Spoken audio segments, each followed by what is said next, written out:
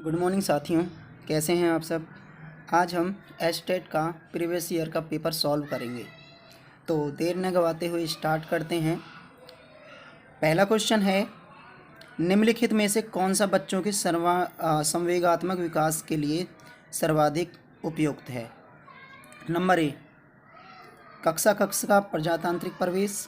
B, अध्यापकों की कोई भी सहभागिता नहीं क्योंकि यह माता पिता का कार्य है। सी, कक्षा का नियंत्रित प्रवेश। डी, कक्षा का अधिकारवादी प्रवेश। तो इसका राइट ऑप्शन है ए, कक्षा का प्रजातांत्रिक परिवेश। दूसरा क्वेश्चन है, निम्नलिखित में से कौन सा एक उपयुक्त रचनात्मक आकलन कार्य नहीं है। निम्नलिखित में से कौन सा एक उपयुक्त रचनात्मक आकलन नहीं है। ए, खुले अंत वाले प्रश्न। बी, परियोजना। सी, अवलोकन। डी, विद्यार्थियों का योग्यता क्रम निर्धारित करना। देखो, खुले अंत वाले जो प्रश्न होते हैं वो भी रचनात्मक आकलन में आते हैं। परियोजना मतलब प्रैक्टिकल वगैरह जो होती है। अवलोकन, निरीक्षण वगैरह करना, ये भी रचनात्मक आकलन में आते हैं, ठीक है ना। लेकिन जो नहीं आता है, विद्यार्थियों की योग्यता क्रम निर्धारित करना। तो इसका राइट आंसर क्या है, डी। तीसरा क्वेश्चन है, एक प्रभावशाली अध्यापिका होने के लिए यह महत्वपूर्ण है। ए, पुस्तक के उत्तरों को लिखाने पर बल देना। बी, समूह गतिविधि के बजाय व्यक्तिगत अधिगम पर ध्यान देना। सी, विद्यार्थियों के द्वारा प्रश्न पूछने के कारण उत्पन्न व्यवधान की अनदेखी करना। डी, प्रत्येक बच्चे के संपर्क में रहना। तो इसका राइट ऑप्शन है डी, प्रत्येक बच्चे के संपर्क में रहना। फोर्थ क्वेश्चन है, बच्चों के अधिगम को सुगम बनाने के लिए अध्यापक को एक अच्छे कक्षाई परिवेश का सृजन करने की आवश्यकता होती है। इस प्रकार के अधिगम परिवेश का सृजन करने के लिए नीचे दिए कथन में से कौन सा सही है। ए, बच्चे के प्रयासों को स्वीकृति देना। बी, अध्यापकों के अनुसार कार्य करना, बच्चे को स्वीकार करना। डी, अध्यापक का सकारात्मक रूप। तो राइट आंसर है बी, अध्यापकों के अनुसार कार्य करना। फिफ्थ क्वेश्चन है, लड़कों और लड़कियों के विषय में कुछ कथन नीचे दिए गए हैं। आपके अनुसार इनमें से कौन सा सही है। ए, लड़कों के घर के बाहर कार्यों में सहायता करनी चाहिए। बी, लड़कों को घर के कार्य में सहायता करनी चाहिए। सभी लड़कों को विज्ञान तथा लड़कियों को गृह विज्ञान पढ़ाया जाना चाहिए। और डी ऑप्शन है,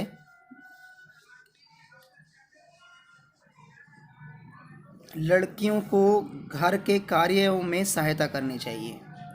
तो इसका राइट ऑप्शन है फिफ्थ का, कि लड़कों को घर के कार्यों में सहायता करनी चाहिए। सिक्स क्वेश्चन है, दर्पण छवि। एक बच्चे को कॉपी में लिखने में विपरीत छवियां, दर्पण छवि आदि जैसी गलतियां मिलती हैं। इस प्रकार का बच्चा लक्षण प्रदर्शित करता है। ए, अधिगम में असुविधा के, अधिगम में अशक्तता के, अधिगम में कठिनाई के, अधिगम में समस्या के। तो राइट ऑप्शन है बी, अधिगम में अशक्तता के। सेवंथ क्वेश्चन है, शिक्षार्थियों के ज्ञान अर्जन में सहायता करने के क्रम में अध्यापकों को किस पर ध्यान केंद्रित करना चाहिए। ए, सुनिश्चित करना कि शिक्षार्थी सब कुछ याद करते हैं। बी, शिक्षार्थी के द्वारा किए गए अंक और ग्रेड पर। सी, शिक्षार्थी को सक्रिय सहभागिता के लिए शामिल करना। डी, शिक्षार्थी के द्वारा अधिगम की अवधारणाओं में कुशलता प्राप्त करना। तो इसका राइट ऑप्शन है सी, शिक्षार्थियों को सक्रिय सहभागिता के लिए शामिल करना। एट्थ क्वेश्चन है, अध्यापक के दृष्टिकोण में प्रतिभाशालीता किसका संयोजन है। ए, उच्च योग्यता, उच्च सृजनशीलता, उच्च वचनबद्धता। बी, उच्च प्रेरणा, उच्च सृजनशीलता, उच्च क्षमता। सी, उच्च योग्यता, उच्च क्षमता, उच्च वचनबद्धता।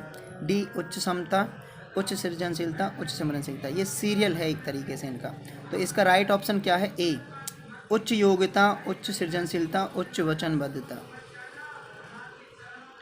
9th क्वेश्चन है, एनसीएफ 2005 के अनुसार गलतियां इस प्रकार महत्वपूर्ण होती हैं। ए, विद्यार्थियों को उत्तीर्ण व अनुत्तीर्ण समूह में वर्गीकृत करने के लिए एक महत्वपूर्ण उपकरण है। यह अध्यापकों को बच्चों को डांटने के लिए एक तरीका उपलब्ध कराती है। सी, यह बच्चों के विचार की अंतर्दृष्टि उपलब्ध कराती है तथा समाधानों को पहचानने में सहायता करती है। डी, यह कक्षा में कुछ बच्चों को हटाने के लिए आधा स्थान उपलब्ध कराती है। तो इसका राइट ऑप्शन है सी, यह बच्चों के विचार की अंतर्दृष्टि उपलब्ध कराती है तथा समाधानों को पहचानने में सहायता करती है। 10th क्वेश्चन है, आउट ऑफ द बॉक्स चिंतन किसके संबंधित है?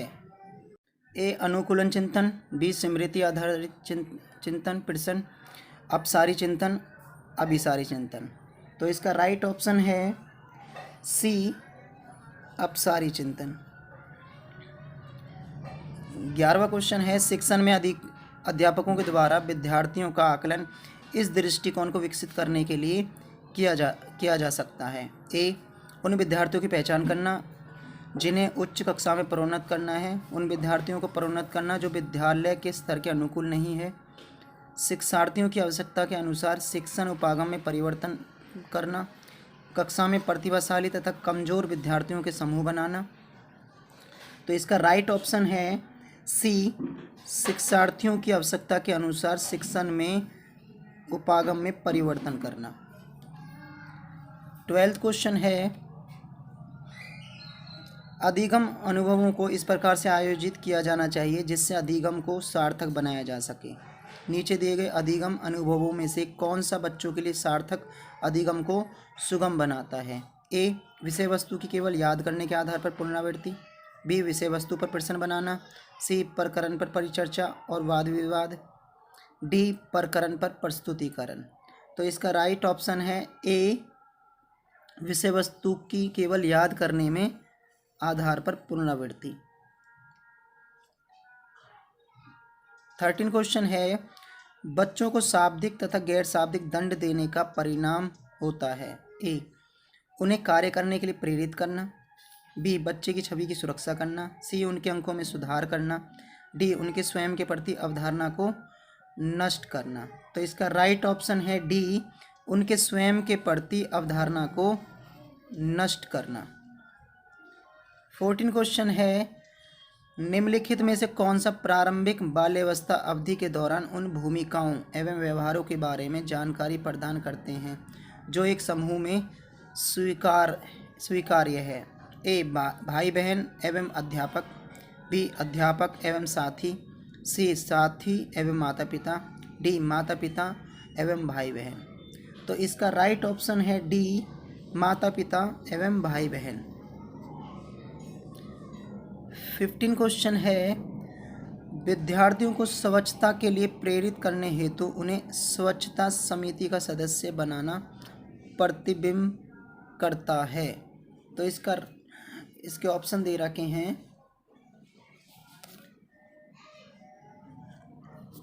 प्रेरणा की सामाजिक सांस्कृतिक संकल्पनाएं, प्रेरणा का व्यवहारवादी उपागम, सी, प्रेरणा का मानवतावादी उपागम, प्रेरणा का संज्ञानात्मक उपागम। तो इसका राइट ऑप्शन है ए, प्रेरणा का सामाजिक सांस्कृतिक संकल्पनाएं। 16 क्वेश्चन है, निम्नलिखित में से कौन सा आयु समूह परवर्ती बाल्यावस्था श्रेणी के अंतर्गत आता है? ए, 11 से 18 वर्ष, 18 से 24 वर्ष, जन्म से 6 वर्ष, डी है 6 से 11 वर्ष। तो इसका राइट ऑप्शन है डी, 6 से 11 वर्ष। 17 क्वेश्चन है, आर्जव तर्क देता है कि भाषा विकास व्यक्ति की नैसर्गिक मतलब होता है नेचुरल प्रवृत्ति से प्रभावित होता है, जबकि सोनाली महसूस करती है कि यह परिवेश से प्रभावित होता है।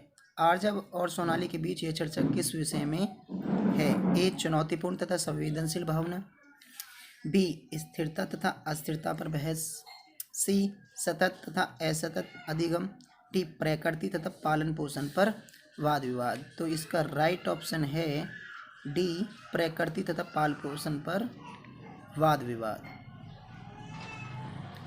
18 क्वेश्चन है, अध्यापिका ने ध्यान दिया कि पुष्प अपने आप किसी एक समस्या का समाधान नहीं कर सकती, फिर भी वह एक वयस्क तथा साथी के मार्गदर्शन की उपस्थिति में ऐसा करती है। इस मार्गदर्शन को क्या कहते हैं? नंबर 1 पार्श्वकरण, जिसे हम यौवन बोलते हैं। बी पूर्व क्रियात्मक चिंतन। सी समीप विकास का चिंतन। डी सहारा देना। तो इसका राइट ऑप्शन है डी सहारा देना। 19वां क्वेश्चन है, अध्यापक ने एक कमेटी के प्रधान को सभापति के स्थान पर सभाध्यक्ष लिखा। यह संकेत करता है कि एक अध्यापिका एक अधिक उपयुक्त परिभाषिक शब्द का पालन करती है, भाषा पर अच्छा अधिकार रखती है, एक लिंग मुक्त भाषा का प्रयोग कर रही है, लिंग पूर्वग्रह से ग्रस्त है। तो इसका राइट ऑप्शन है सी, एक लिंग मुक्त भाषा का प्रयोग कर रही है। 20वां क्वेश्चन है, सतत एवं व्यापक मूल्यांकन किस लिए आवश्यक है? ए शिक्षण के साथ परीक्षण का तालमेल बिठाने के लिए। बी शिक्षा बोर्ड की जवाबदेही कम करने के लिए। जल्दी की जाने वाली गलतियों की तुलना में कम अंतराल पर की जाने वाली गलतियों को सुधारना। डी यह समझने के लिए कि अधिगम का किस प्रकार अवलोकन किया जाता है, दर्ज किया जाता है, वह सुधार किया जा सकता है। तो इसका राइट ऑप्शन है डी, यह समझने के लिए कि अधिगम का किस प्रकार का अवलोकन किया जाता है, यह दर्ज किया जाता है और सुधार किया जा सकता है। 21वां क्वेश्चन है, लॉरेंस कोलबर्ग के सिद्धांत में कौन सा स्तर नैतिकता की अनुपस्थिति को सही अर्थ में सूचित करता है? लेवल 3, लेवल 4, लेवल 1 और लेवल 2। तो इसका राइट ऑप्शन है सी, लेवल 1। 21वां क्वेश्चन है, निम्नलिखित में से कौन सा बच्चों के सामाजिकरण के प्रगतिशील मॉडल के संदर्भ में सही नहीं है? नंबर ए समूह कार्य में सक्रिय सहभागिता तथा सामाजिक कौशलों को सीखना। बच्चे विद्यालय में बताई गई बातों को स्वीकार करते हैं, चाहे उनकी सामाजिक पृष्ठभूमि कुछ भी हो। कक्षा में प्रजातंत्र के लिए स्थान होना चाहिए। सामाजिकरण सामाजिक नियमों का अधिग्रहण है। तो इसका राइट ऑप्शन है बी, बच्चे विद्यालय में बताई गई बातों को स्वीकार करते हैं, चाहे उनकी सामाजिक पृष्ठभूमि कुछ भी हो। 23वां क्वेश्चन है, अधिगम में आकलन किस लिए आवश्यक होता है? ए ग्रेड एवं अंकों के लिए। बी जांच परीक्षण के लिए। सी प्रेरणा के लिए। डी पृथक्करण और श्रेणीकरण के उद्देश्यों को प्रोत्साहन देने के लिए। तो इसका राइट ऑप्शन है सी, प्रेरणा देने के लिए। 24वां क्वेश्चन है, प्रचलित योजनाओं में नई जानकारी जोड़ने को किस नाम से जाना जाता है? ए समायोजन। बी साम्यधारण। सी आत्मसातकरण। डी संगठन। तो राइट ऑप्शन है सी, आत्मसातकरण।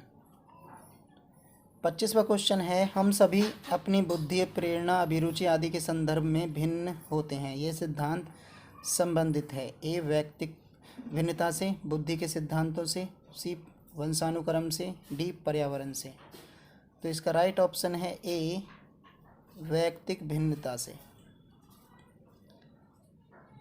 26वां क्वेश्चन है, वंचित समूह के विद्यार्थियों को सामान्य विद्यार्थियों के साथ साथ पढ़ाना चाहिए, इसका अभिप्राय है?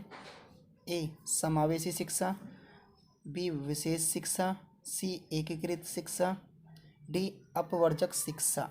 तो इसका राइट ऑप्शन है ए, समावेशी शिक्षा। 27वां क्वेश्चन है, कोई भी नाराज हो सकता है, यह आसान है, परंतु एक सही व्यक्ति के ऊपर सही मात्रा में, सही समय पर, सही उद्देश्य के लिए तथा यही तरीके से नाराज होना आसान नहीं है।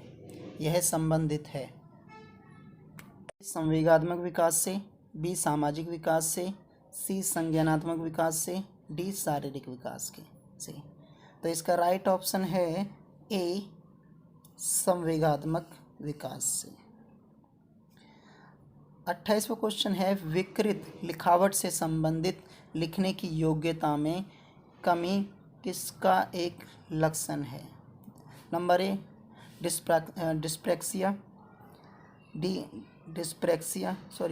ए है डिस्ग्राफिया, बी डिस्प्रैक्सिया, सी डिस्कैलकुलिया, डी डिसलेक्सिया। देखो, जो ए है डिस्ग्राफिया वो होता है लेखन विकार, लिखने से संबंधित, ठीक है। और जो बी है डिस्प्रैक्सिया ये होता है किसी दुष्क्रिया में, किसी कार्य करते टाइम दर्द होना या कठिनाई पैदा होना, ठीक है। और जो डिस्कैलकुलिया होता है ये होता है हमारा गणित संबंधी। देखो, डिस्कैलकुलिया मतलब कैलकुलेटर, कैलकुलेटर किससे रिलेटेड होता है? गणित से संबंधित। उसके बाद डी है हमारा डिसलेक्सिया।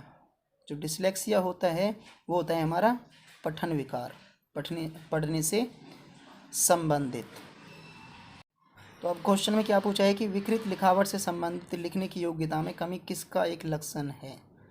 तो इसका राइट ऑप्शन है ए डिस्ग्राफिया। राइट ऑप्शन क्या है इसका? ए डिस्ग्राफिया।